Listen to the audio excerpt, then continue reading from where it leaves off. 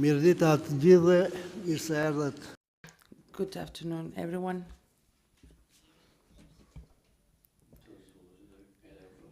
Allow me to open the first inaugurative session. Distinguished Ambassador Lawson, distinguished members of the Council, distinguished guests, welcome to the inaugurative session of the Council.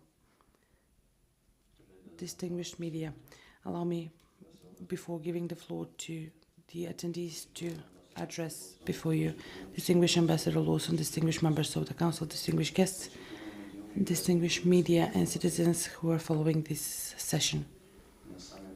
At the very beginning, I would like to express great appreciation and pleasure for the occasion that we are gathered here today. We are establishing the Council on Coordination of the activities of the Republic of North Macedonia to NATO, which is our direct need from our request from our membership to NATO, considering the challenges and for the security and the stability you are faced with as a Euro-Atlantic community. We are establishing a council that will strengthen our deterrence and will assist our coordinative approach as institutions when the safety in the broadest sense and the work of NATO is in question.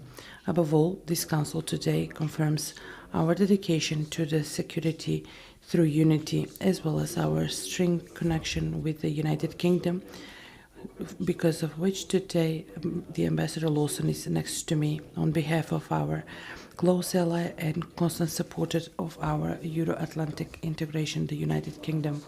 Distinguished Ambassador, allow me to seize this occasion and to express appreciation on behalf of the citizens of the Republic of North Macedonia and on my behalf to you and to the collaborators who have selflessly invested themselves together with the Minister of Interior and my team to provide and to have this moment here today.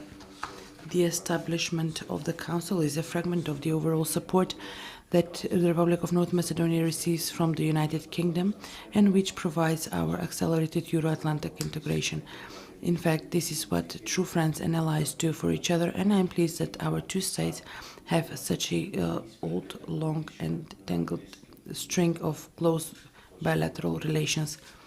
Distinguished attendees, when the world is faced with disturbed security, with challenges for our democratic values and principles by the authoritative actors, each joint step is a contribution for maintaining the stability and the security, as well as strengthening of our position as a factor of the stability in the region.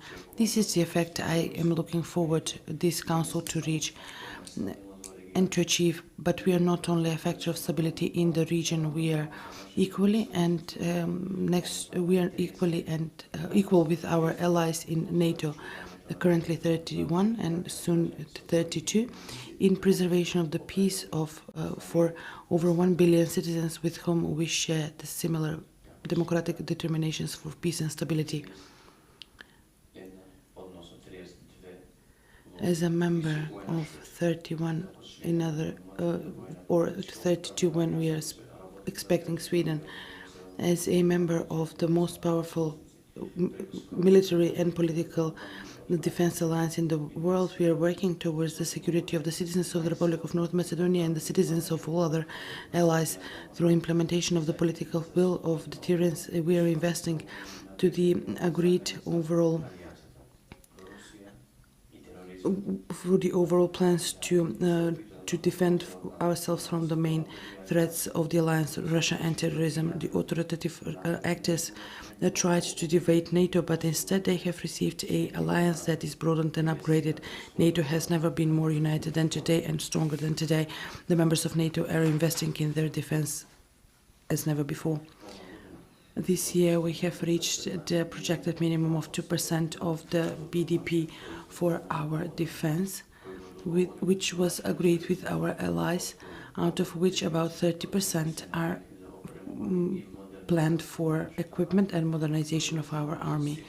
We're continuing with the strong support for Ukraine, which at this moment is fighting a much greater battle than what we see at the front. Ukraine has been fighting for their freedom in the past 2 years, defending its territory from Russia that disturbed peace in Europe. This battle influences all of us, and that is why the Republic of North Macedonia will stand next to Ukraine until it is needed. At the Vilnius summit, we have sketched a clear vision of the future of Ukraine with a strong package of political and practical support, whose national coordination will be drafted by this Council itself. Aside from the investments and the policies that we are leading, one of the key characteristics that make us unique and bring us to a especially strong position is our capacity to build partnership and cooperation. This probably arises from our nature of multi-ethnic and multicultural state in which the coexistence is based on mutual respect is part of our daily lives. This is reflected in the relations that we are building at the Balkans, but also in the framework of the alliance. Our action as a connective tissue that connects democracies and progressive leaders in the building of a new region which constantly goes forward and westward. Hence, in this, I would like to refer to a very important date. That this year we are marking the jubilee of 75 years since the establishment of the NATO and the 4th year since our full-fledged membership to NATO. I am pleased that this year,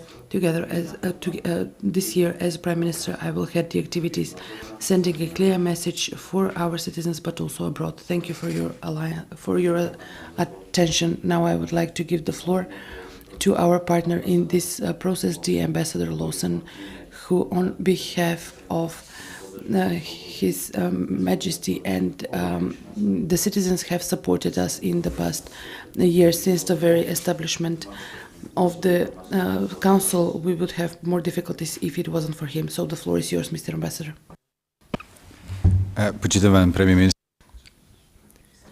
Distinguished Prime Minister, distinguished colleagues, thank you. It is my honor and pleasure to be present at the first meeting of the Council of Coordination of the Activities connected with the membership of the Republic of North Macedonia to NATO. This structure is important for the coordination between the institutions and the role of the Republic of North Macedonia as a member state of NATO. As you know, this year NATO celebrates 75 years since the establishment of the organization, and NATO is the most successful defense alliance in the history, in whose framework over 1 billion of people live in more safety and more secure surrounding.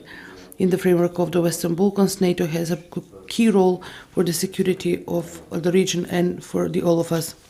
Part of our British contribution to supporting you as a NATO partner and ally.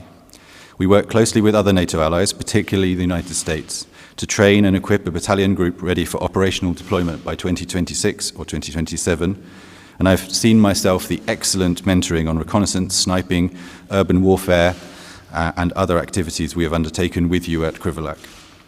We're also helping you expand a civilian-military coordination function at the MFA and look forward to expanding this further to further support key ministries such as the Ministry of Defence, should, Mr. Prime Minister, you wish us to do so. Mr. Prime Minister, the point is not, however, that this programme happens to have a British flag on it.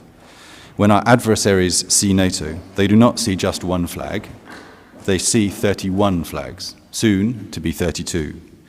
The point is that we are proud to support you as an ally and partner, but together at 31 allies, we are making a mutual covenant of support and mutual protection. In an increasingly divided world, we stand together. So to those voices in this country and in this region who might question the benefits of NATO membership, I would have them look at the challenges in the world today and ask how it would be possible to tackle them alone. And that is the point of NATO on its 75th anniversary. We are stronger together. Thank you.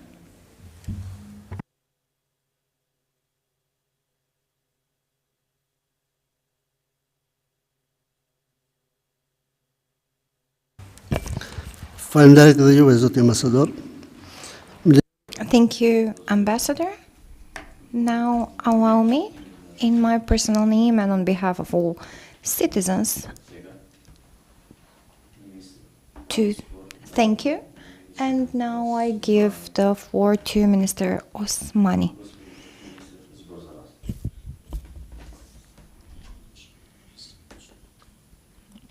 Distinguished Prime Minister, distinguished colleagues, it is my pleasure that we have reached this point of inauguration of the Coordination Council related to our NATO membership.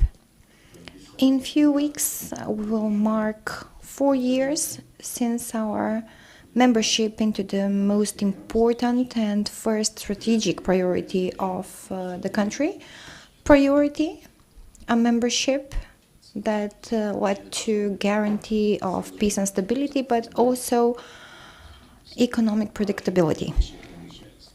Our membership in these past 4 years coincided with the largest challenges that were faced by the alliance and the world. It started with the pandemic, then the illegal Russian aggression over Ukraine, the continuous hybrid threats, but I believe that there is a general impression that in these 4 years our country showed itself to be a credible NATO partner, a partner that NATO can rely on.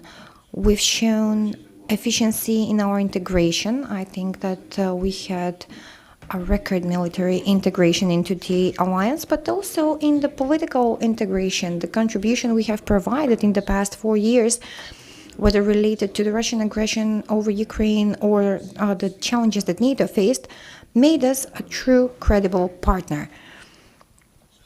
However, the NATO membership is not a privilege only, but it is an obligation. It means that we also should adjust and contribute to the challenges that NATO is facing, and these are changing.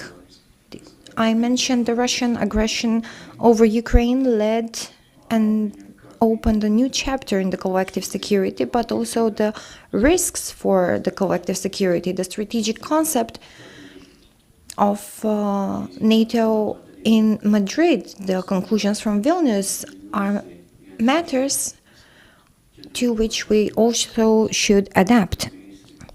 The Prime Minister mentioned 75 years since the establishment of NATO, something that will be marked this year. We'll have a historic summit in Washington, and we should be ready for it. These are only part of the reasons why we believed that we should have that all-government approach in the adoption of the decisions that are NATO-related. Since we have our own jurisdiction, the Ministry of Defense, the intelligence services, but we believe that this coordinated approach is very important, and that is why I want to thank Ambassador Lawson for their assistance, the government of the United Kingdom, the special advisor Abigail Austin, who together with them we initiated the idea, we made the concept of the system and the implementation, and we're here today to start this process of coordination, which I believe it will be very important so that we can have all perspectives of all institutions regarding the decision-making processes. I think that we should not underestimate the risk besides our NATO membership. A former American State Secretary has said the line of the front between East and West passes through the Western Balkans. Lately, as this line of the front was moved due to the eastern enlargement of NATO, we underestimate this statement. And I think that now we understand the vulnerability of this region. Bosnia and Herzegovina, the relation between Kosovo and Serbia, the increased nationalism, the dilemma regarding the strategic orientation, all these can be points that can present this line of the front. We will speak on the closed part of this meeting on some matters, but I think that there is a serious risk of increased Russian impact in our country. And therefore, not only that NATO is important to us, but we are also important for NATO. And that is why I believe that this process of coordination, where all decisions will be brought together, led by the Prime Minister with all ministries and institutions, will provide quality to these decisions, will provide inclusiveness of all institutions, and of course, a greater credibility for the country towards the partners. So allow me once again to reiterate my gratitude for everyone who has contributed to reaching this moment. I appreciate the support of the government of the United Kingdom, but also the other partners, and I wish us all good work and decisions that need to be taken by NATO in order to activate its security, although the new play in the city is resilience. So the resilience is the most important element that all countries should focus on. We have the risks, and they are real, both hybrid, but also the Russian impact over the region and in the Republic of North Macedonia. Thank you very much. Thank you.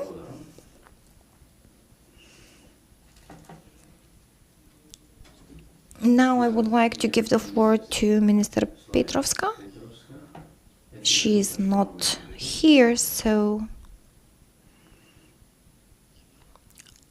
that would be all. We will close the open part of the session. We'll have a 10-minute break so that we can prepare for the other part of the session. And let me remind everyone, since this is a closed part, everyone who has their telephones with them, please leave them outside.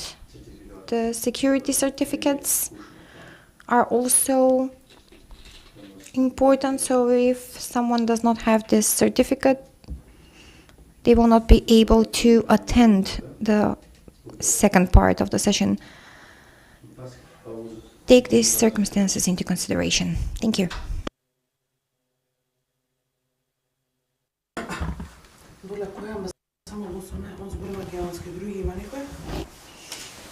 Мислам дека не и не би требало.